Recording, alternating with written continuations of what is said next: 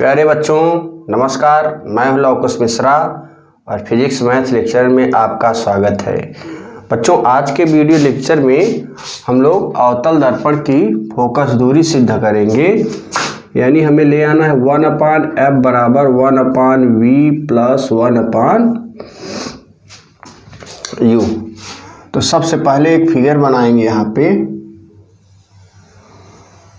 अवतल दर्पण बना लेते हैं और इस अवतल दर्पण में दाहिने तरफ कलाई करेंगे।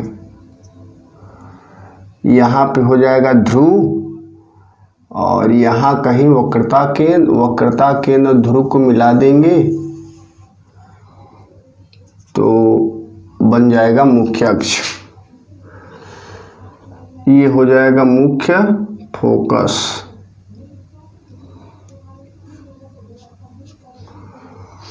अब वस्तु को यहाँ अनंत बिंदु ले लेते हैं। वस्तु को अनंत और वक्रता केंद्र के बीच में रख देते हैं। इस वस्तु का नाम AB। और जब प्रकाश की किरण ये मुख्य अक्ष के समांतर ऐसे जाएगी ना, परावर्तन के पश्चात फोकस से होकर जाती है और दूसरी किरण जब प्रकाशिक केंद्र से होकर जाती है तो परावर्तन के पश्चात उसी माध्यम में वापस लौट जाती है। अब ये दोनों यहाँ पे कट कर रही हैं तो यहीं पे लंब डाल देंगे। ये हो जाएगा B डैश A डैश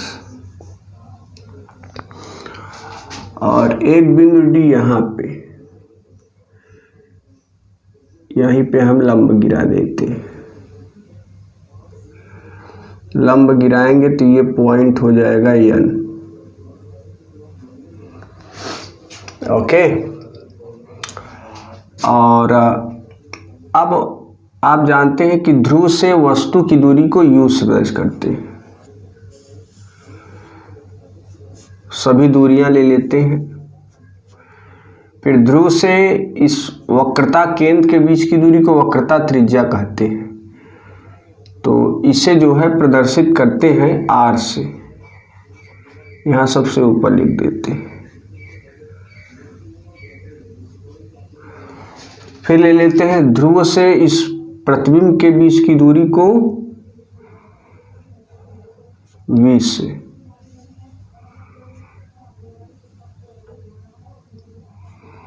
ध्रुव से फोकस की दूरी को स्मॉल AF से।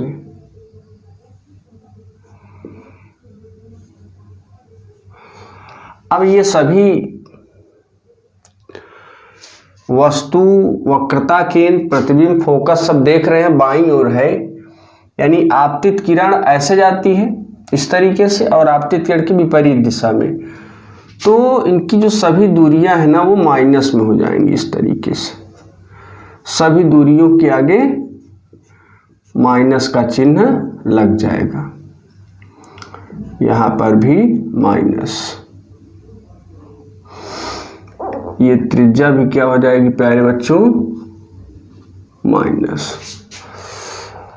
अब देखिए इसमें हम लोग यहाँ से स्टार्ट करते हैं कि ये जो वस्तु है ये मुख्य अक्ष पर रखा हुआ है तो यहाँ पर लंब होगा और ये भी जब वस्तु लंब है तो प्रतिबिंब भी लंब होगा। तो यहाँ से 90 अंश का कोण बना है यहाँ से, और ये भी लंब माने D से N पर मुख्य अक्ष पर डाला है, ये DN भी लंब है। अब देखिए यहाँ पे BAC जो त्रिभुज B, पहले इसमें दूरी ले लेते हैं कि मैंने जो दूरी माना है वो ध्रुव से इस वस्तु की दूरी PA बराबर क्या माना है, -U माना। ध्रुव से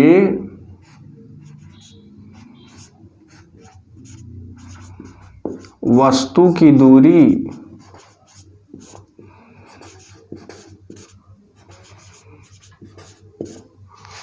वस्तु की दूरी PA बराबर -U। फिर लिखेंगे ध्रुव से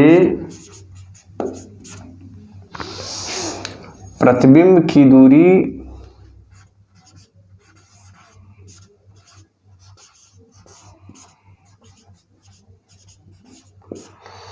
ध्रुव से प्रतिबिंब की दूरी PA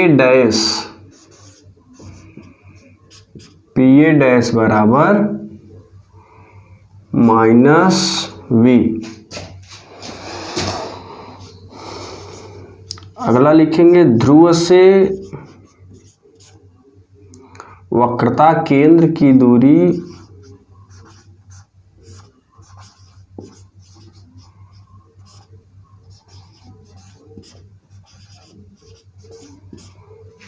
PC बराबर -R। और क्या बचा है? फोकस। तो यहाँ लिखेंगे ध्रुव से फोकस की दूरी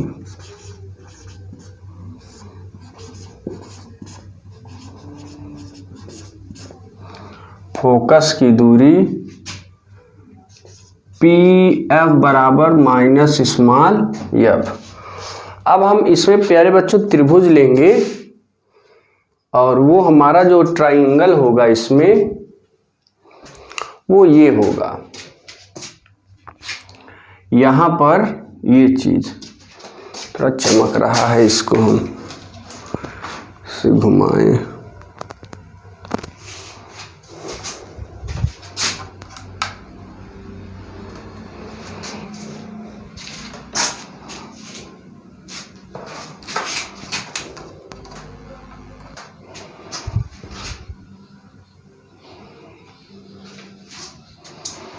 अब देखिए बच्चों, इसमें जो है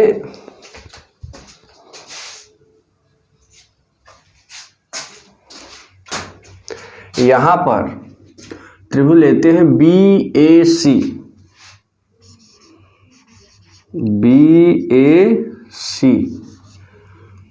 और त्रिभुज CA',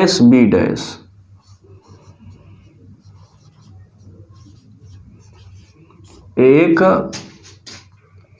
समरूप त्रिभुज है।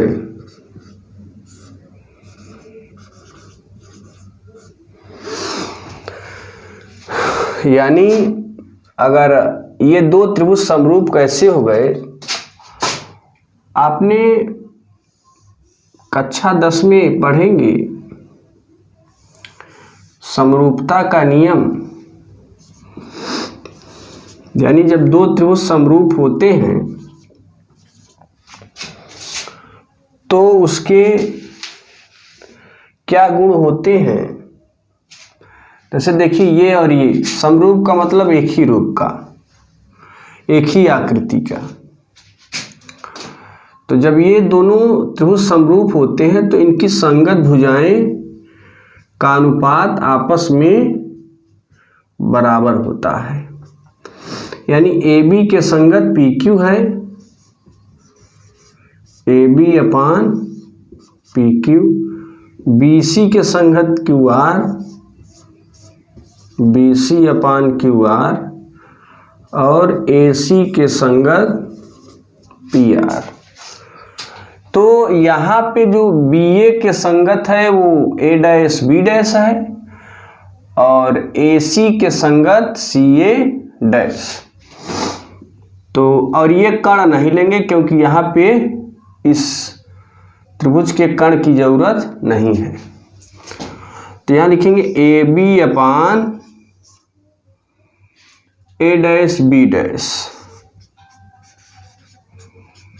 बराबर CA/CA'।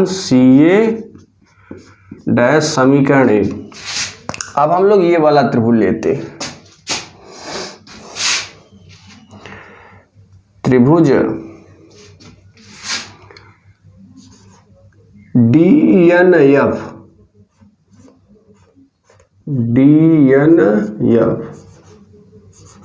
और त्रिभुज FA'/B'।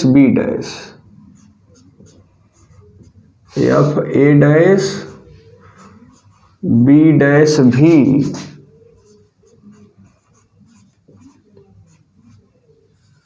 समरूप त्रिभुज है। यानी ये तो था ही समरूप, इधर वाला जो अभी लिए थे यह समरूप त्रिभुज है। और प्यारे बच्चों, आप समरूपता का नियम जानते हैं कि जब समरूप होते तो उनकी संगत, यानी dn की संगत a dash b dash, dn का जो संगत है a डैश b डैश, और fn का संगत fa डैश,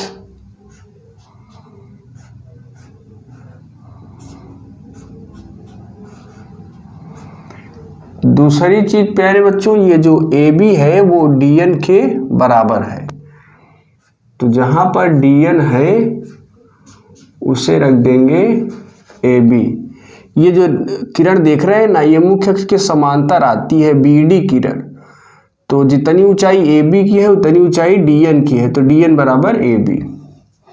तो यहाँ रख देंगे इस dn के स्थान पर AB upon A dash B dash बराबर fn अपान fa डैश, समीकरण 2।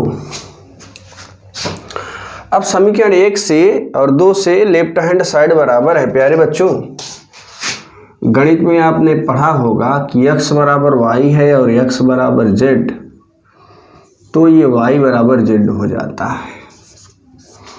तो यहां पर लेफ्ट साइड बराबर है तो राइट साइड बराबर हो जाएगा बाय फर्स्ट एंड सेकेंड। तो यहां लिख देंगे CA अपान CA डैश बराबर FN अपान FA डैश। अब देखिए इसमें कौन कौन सी दूरी पता है, कौन कौन सी दूरी नहीं पता है। प्यारे बच्चों, यहाँ पे आप देख रहे हैं कि जो FN है, CA भी पता हो जाएगा, ये भी, FN हमें नहीं मिल पाएगा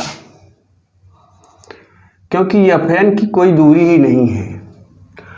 अब इसमें देखिए, अगर ये दर्पण का द्वारक छोटा कर दें, जब ये दर्पण का द्वारक बहुत छोटा होगा ना, तो यानी ये जो इतना बड़ा मैंने दर्पण लिया, बहुत छोटा ले लीजिए, और उस पर जब आप किरण डालेंगे तो उस छोटे अवतल दर्पण में भी एक मुख्य अक्ष होगा, और जब दर्पण छोटा होगा और आप किरण डालेंगे तो वो मुख्य अक्ष पर से होकर जाएगा, यानी आपतित किरण किस पर होगा, मुख्य अक्ष पर। और जब लंब डालेंगे तो कहां पर गिरेगा, ध्रुव पर, यानी n कहां पर हो जाएगा, ध्रुव पर। तो अगर ये दर्पण का द्वारक छोटा करने, जैसे समझ लीजिए थोड़ा इधर, ये बहुत छोटा हो जाए, इतना बड़ा, ठीक है। अब ये दूसरी किरण हम जैसे इस पे खींचे और छोटा ले लीजिए, बहुत छोटा का मतलब एकदम छोटा। अब यहाँ पे हम एकदम पास में इसके किरण खींचे, आपतित किरण, और लंब डालेंगे, देख रहे हैं कहाँ पे गिर रहा है, ध्रुव पे, यानी जब लंब ध्रुव पर गिरेगा तो ये n कहाँ पर होगा, P पर। तो जब n P पर आ जाएगा तो जो FN है वो FP के बराबर हो जाएगा, क्योंकि n P पर पहुंच जाएगा। तो यहां पर हम लोग लिखेंगे कि इसमें जब दर्पण का द्वारक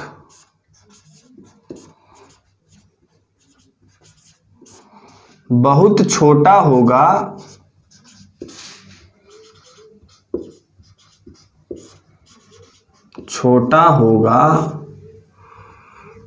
तब बिंदु n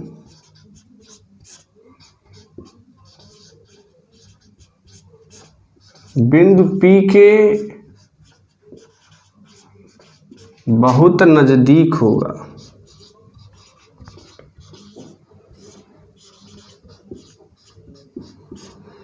ऐसी स्थिति में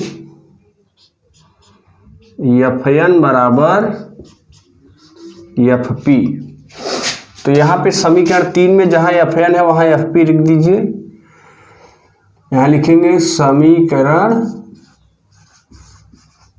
3 में CA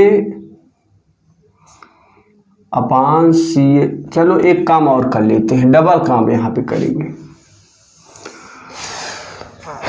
एक तो CA की दूरी चलिए पता कर लेते हैं। C से A तक की दूरी हमें पता नहीं है, हमें जरूर पता होगा P से A तक और P से C तक।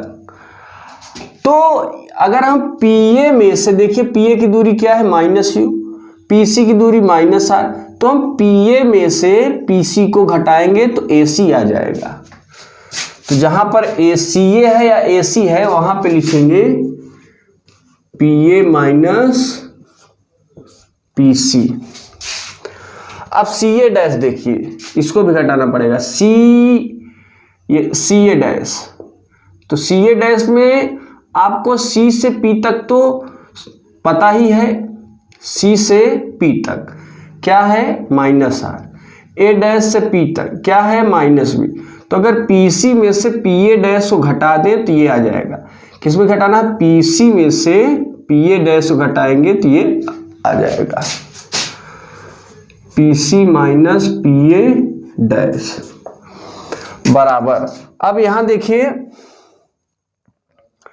FN बराबर FP, FP, FA dash, FA dash. FA dash की जो दूरी है, अगर PA डैश में से PF को घटा दे तो FA डैश आ जाएगा। PA डैश में से PF को घटा देंगे। देखिए प्यारे बच्चों, FA डैश निकालना है तो हम क्या किए, PA डैश में से PF को घटा दिए। अब इसमें चिन्ह सहित मान रख दो। चिन्ह सहित मान रखने पर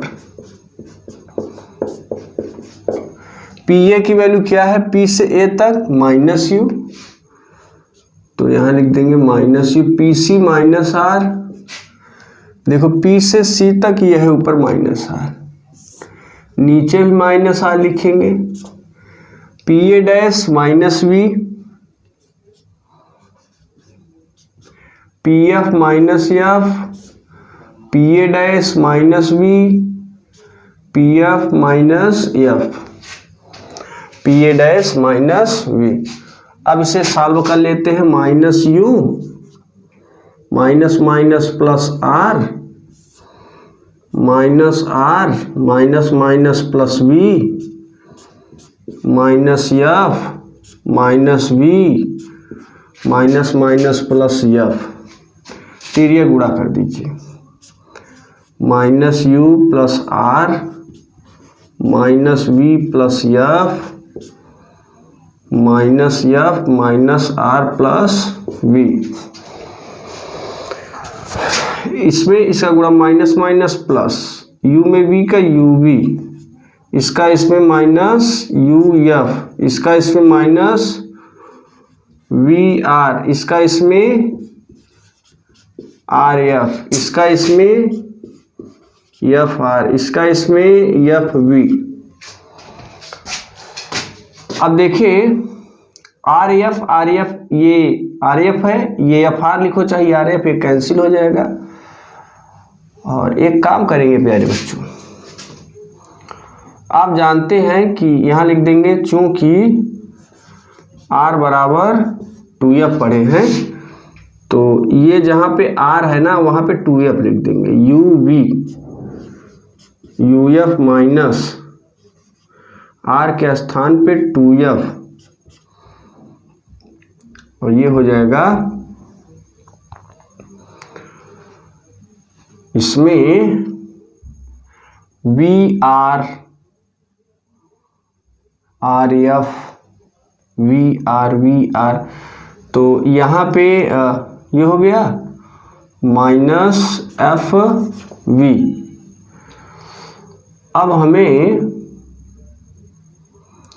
इसमें इसको उधर ले जाना है, UV सबको ले जाओ, ये माइनस में उधर जाएगा UF, ये उधर जाएगा प्लस 2VF माइनस VF, इसको VF लिख दिया, FV था, और ये हो जाएगा UF, दो VF में एक VF निकाल देंगे, VF आ जाएगा, और ये हो जाएगा UV समीकरण 4। तो फटाफट स्क्रीनशॉट लीजिए, इसको हम इरेज करेंगे।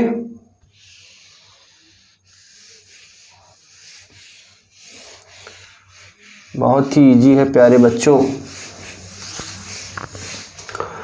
अब समीकरण 1 में क्या करेंगे, UVF से भाग दे देंगे। समीकरण 4 में UVF से भाग, तो UV अपान UVF, UF अपान UVF प्लस VF अपान UVF, UF से UF, VF से UF, UV से UV, 1 अपान F बराबर 1 अपान V प्लस 1 अपान, यही प्यारे बच्चों हमें सिद्ध करना था। अब हम लोग जानेंगे संयुग्मी फोकस क्या होते हैं। फटाफट स्क्रीनशॉट ले लिए ना। चलिए अब संयुग्मी फोकस, कंजुगेट फोकल के बारे में समझ लेते हैं कि संयुग्मी फोकस क्या होता है। इसके बारे में समझ लीजिए। यहाँ लिखेंगे संयुग्मी फोकस,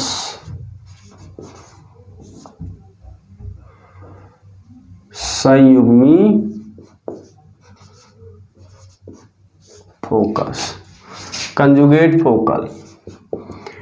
देखिए प्यारे बच्चों, जो संयुग्मी फोकस होता है ना, वह केवल अवतल दर्पण में ही लागू होता है, ना तो समतल में और ना ही उत्तल में। अब बात आती है कि क्यों अवतल दर्पण में ही लागू होता है, समतल और उत्तल में क्यों नहीं संयुग्मी फोकस बनता। तो संयुग्मी फोकस कहता है हमारा जो प्रतिबिंब बनता है वो अगर एक बिंदु पर रखे और दूसरे बिंदु पर बने, तथा फिर जहां पे प्रतिबिंब बना है वहीं पे हमें रख दिया जाए, और जहां पे वस्तु रखा था अब वहां पे हमारा प्रतिबिंब बने, तो वो संयुग्मी फोकस होगा। और ऐसी स्थिति अवतल दर्पण में ही लागू होती है। अवतल दर्पण में जिस दर्पण में वास्तविक प्रतिबिंब बनता है ना, उसी दर्पण में संयुग्मी फोकस लागू होता है। तो अवतल दर्पण में तो कुल 6 प्रतिबिंब बनते हैं, लेकिन 5 वास्तविक होते हैं, एक आभासी होता है। अब बात आती है कि जो वास्तविक प्रतिबिंब होते हैं, जो वास्तविक प्रतिबिंब होते हैं उसी में संयुग्मी फोकस बनता है। आभासी प्रतिबिंब जो भी दर्पण बनाएंगे उसमें संयुग्मी फोकस का निर्माण नहीं होता। तो इसकी डिफिनीशन लिखेंगे, एक बिंदु पर रखे वस्तु का प्रतिबिंब एक बिंदु पर रखे वस्तु का प्रतिबिंब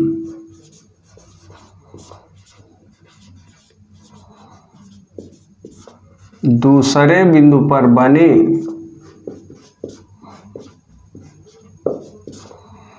तथा दूसरे बिंदु पर रखे वस्तु का प्रतिबिंब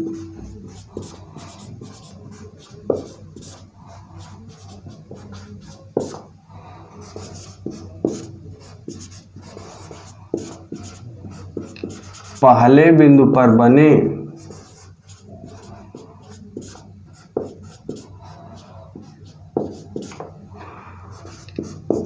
यह एक दूसरे के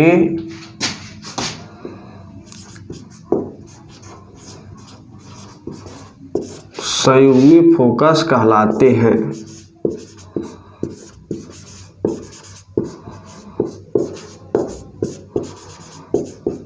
यानी समझ लेते हैं अवतल दर्पण में ही संभव होता है। यहाँ देखिए प्यारे बच्चों, ये ध्रुव है, ये वक्रता केंद्र, फोकस, ये अनंत। अगर यहाँ पर वस्तु रखते हैं तो प्रतिबिंब फोकस तल पर बनता है, ठीक है ना। अगर हम प्रतिबिंब को ही फोकस तल पर रख दें, वस्तु को ही, तो उसका प्रतिबिंब कहाँ बनता है? अनंत पर। यानी अवतल दर्पण की केवल 5 स्थितियों पर ही संयुग्मी फोकस संभव होता है। 6वें स्थिति पर तो आभासी प्रतिबिंब बन जाता है। इसलिए संयुग्मी फोकस केवल 5 शर्तों पर अवतल दर्पण के लागू होता है, 6ठे पर नहीं। यहाँ लिखेंगे स्टार पॉइंट में कि संयुग्मी फोकस केवल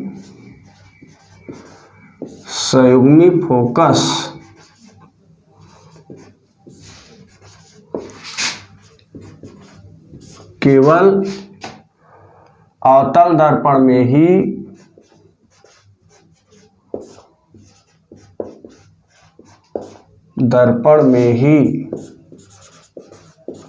लागू होता है या बनता है। तो प्यारे बच्चों, यहाँ पे हमारा ये